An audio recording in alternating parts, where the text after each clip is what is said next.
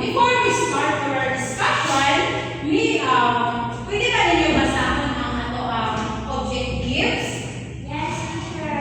Okay, everybody. At the end of 45 minutes lesson, student will be guided With our objectives. Name Some important natural and historical places in the Philippines that are World Heritage Sites. Tell why these places are special to our country and our community. And cut and paste pictures of famous heritage places in the Philippines to make a mini poster. Okay, but before we jump to our discussion,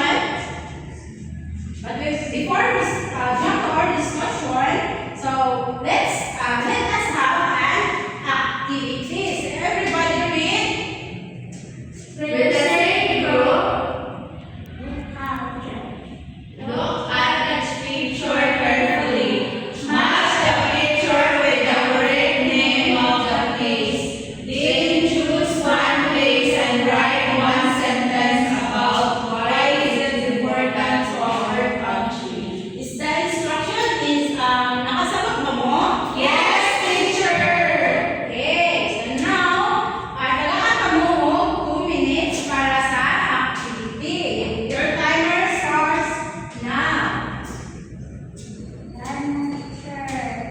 Okay, are you done?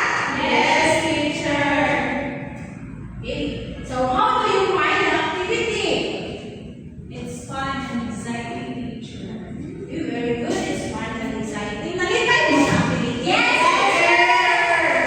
Why is the Arab cake important to the Philippines? Because it shows the beauty of nature and has a special history.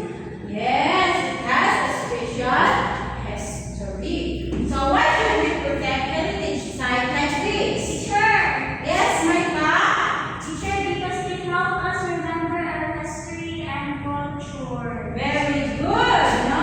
Remember sa history and culture of our country. So now, let's tackle about World Heritage Site in the Philippines.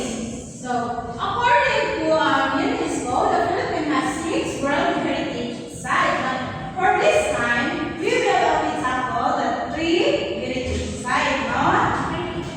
Okay. Another place, doon na ito na mga discussion. First is the Banangi Rice Terraces. Everybody read? Ancient hand-carved terraces in the mountains of Ifugao, Philippines, created by the ancestors of the Igorot people over 2,000 years ago. Yes. Asa ka din nakita ang Banangi Rice Terraces? Sa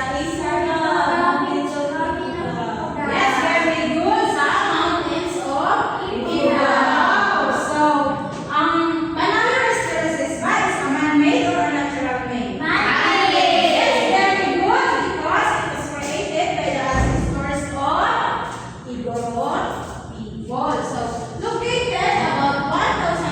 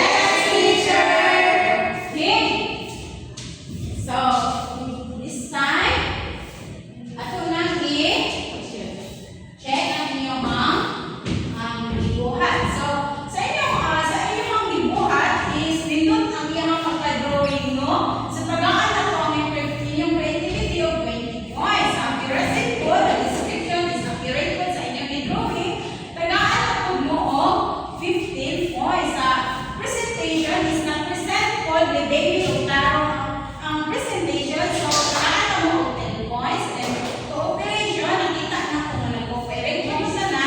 So, naamoy 50 points. So, now, if one of these heritage sites was damaged or destroyed, how would it affect our country and community? Yes, baby. It would be very sad because we would lose a part of our history. People might forget the stories and culture connected to that place. Yes, no? Ma-forget din sa people ang place o ma-damage or ma-destroy ang heritage site. Imagine if you are a leader in your community. What would you do to protect and promote this heritage site? Teacher, Miss Caroline, I will teach people about the importance keep the place clean and make rules to stop people from damaging them. Yes, very good. Importante yun ang rules and regulation. Kaya kung wala man yung rules and regulation, kasi may tabo, yes, madao, no? So, this time, nakihatag sa inyong mga quizzes for you to test your understanding about our lesson. Okay, teacher. Are you done? Yes, teacher! Okay. Nakita ni teacher, nagaman kaya ang ano, perfect. Yes! Perfect na yung pagkakala ni teacher. Nalipay si teacher kaya tagal naka-perfect. So this time, this is your assignment. Everybody read. For your assignment, choose 3 famous heritage sites in the Philippines. Write one short sentence about why each place is important. Then plot and place pictures of the sites on a bond paper to make a mini collage. Decorate it neatly and submit it on the given day. So, in your assignment, buhaton ninyo